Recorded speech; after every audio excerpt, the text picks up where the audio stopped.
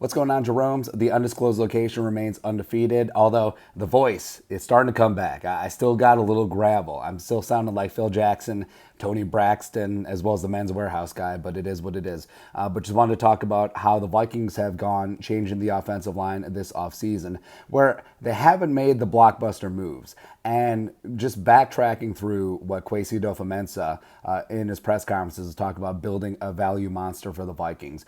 This is what had to be expected. Even though we did have pie in the sky dreams, like, hey, maybe we'll get Brandon Scherf finally. Hey, maybe we'll get J.C. Treader if his knee is fine. All that stuff. But spending big money, I don't think it's going to be Kwesi's MO going forward. And if you backtrack his time in Cleveland, one of their senior executives was Paul DePodesta, who literally was the Jonah Hill character from the Moneyball movie. So, yeah, value, value, value. And I'm all for it, man, because I think the Vikings are going to take a tact of, hey, we're not going to spend monster money in free agency, a la the Jaguars, a la teams where they're constantly just overpaying for these contracts, and bringing in a guy like Chris Reed, bringing in a guy like Jesse Davis.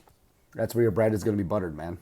So I'm all for it. So as of right now, I feel fantastic about the Vikings offensive line heading into the draft. Where left to right, if I had to be a betting man, this is what I think the week one starting offensive line would be. Left tackle, Christian Darrisaw. Left guard, Ezra Cleveland. Mobile, agile, hostile, the pride of Boise State. Center, Chris Reed, Mankato State University Community College, getting it done, baby. Right guard, Jesse Davis. Remember, Jesse Davis, garbage right tackle, perfectly fine right guard. That's how he got his 3-year, $50 million deal with the Dolphins in the first place. And then right tackle Brian O'Neill, who's quickly becoming one of the best, if not the best, right tackles in the game. And also, so Chris Reed, the reaction from Colts fans by a large part, just taking the temperature of the fan base rectally, they were pissed. Like, they were pissed that they lost Chris Reed. Started 12 games for them last year, primarily at right guard, and he is a rough and tumble, get after it dude, and I'm glad that the Vikings brought him back home.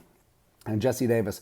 So Jesse Davis has got great athleticism, and he's better on the inside. And also, remember, the Dolphins' right tackle, because, by the way, Tua is left-handed, so ipso facto, Jesse Davis was protecting Tua's blind side. And also, you saw defenses against the Dolphins over the last year adjust and start attacking some of their primary pass rushers from the right side of the Dolphins' offensive line, the left side of the defense, trying to get onto his blind side, right? So Jesse Davis, he's not a blindside protector tackle. He's a perfectly good meat and potatoes right guard, so I'm excited.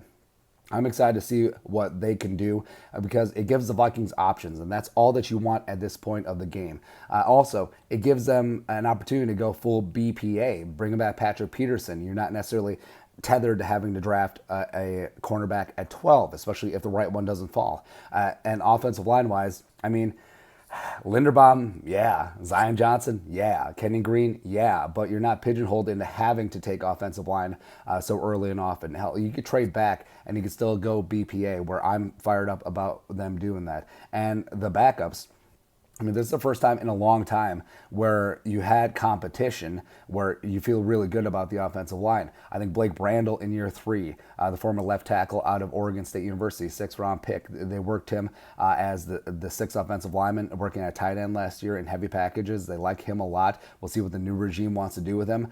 Also, they talked about him playing some guard. Kyle Big Hittin Hinton, the pride of Washburn University. Can the physical freak do something in year 3? Austin Schottman brought in more as a tie to the previous Broncos regime. I get it. Understand it. Garrett Bradbury, they're certainly not going to pick up his 5th-year option, which would be like $13 million. No. But can he compete? Can he get after it? Do they put him a tight end? He showed up at NC State as a tight end. I don't know. Can the Grim Reacher actually do something with the new regime? We'll see. Wyatt Davis, no matter what. Even though all the reports, all the speculation is like, oh, Wyatt Davis was a rogue pick by Rick Spielman. The kid was a 2-time All-American and just absolutely got it done at Ohio State. And I'm not buying that he's just trash. I ain't doing that, man. At minimum, I want him to compete in rookie camp, in OTAs, in training camp, in preseason, and show what Area 51 can get done. And then Oli Udoh is also a guy. And then also you have Timon Paris. So the Vikings offensive line depth right now is fantastic because worst comes to worst. Maybe Bradbury does rise up and beat out Chris Reed, and maybe Chris Reed starts at right guard, or maybe Jesse Davis is your swing backup guard and tackle, which you're perfectly fine, paying that guaranteed money for, or maybe Wyatt Davis does rise up, or maybe the Vikings do draft Linderbaum, or they do draft Zion Johnson or Kenyon Green. But either way, I cannot wait to see, can the Vikings offensive line finally get good in pass protection, because they could always run block. As shown by Dalvin Cook and Alexander Madison and Kenan Nwangu. They could always run block, but can they pass block? Especially, can you get a center that isn't constantly bench pressed into Kirk Cousins' lap? So I do believe in Chris Cooper, former Broncos guard, former assistant to the Broncos offensive line coach. Kevin O'Connell was a quarterback, so he certainly knows the value of pass protection. Also, he was drafted by the Patriots. Dante Scarnecchia is one of the best offensive line coaches in NFL history, rivaled by the time when he was with the Jets as a player and then Washington as a coach. Bill Callahan, also one of the best offensive line coaches in NFL history. Plus, Chris Cooper was assistant to Mike Munchak, also one of the best offensive line coaches in NFL history. And Wes Phillips does have some experience coaching offensive line, plus his pops is one of the best defensive minds in NFL history, so he certainly knows how defenses want to go about attacking an offensive line. So all of this knowledge and also all of this talent coming together, and hopefully Kevin O'Connell and Wes Phillips will keep Kirk Cousins and that pass protection out of horrible situations. And I think that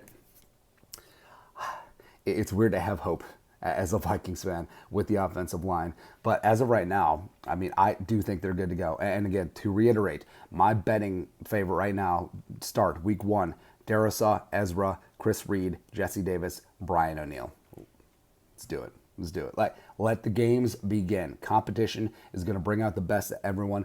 Best 5 start. No ties go to loyalty. No sticking with dudes who aren't performing out there on Sundays just because, he's who we picked, or we don't have anyone else. No, competition all over the place. 1 through 10, 1 through 12, 1 through whatever. The Vikings offensive line, feels good, man. Feels good. But your thoughts are our thoughts. Let us know in the comment section below. Subscribe for daily Vikings takes. Want to support the work? Put a little something in the Venmo. But until next time, Skol, hey, some production value.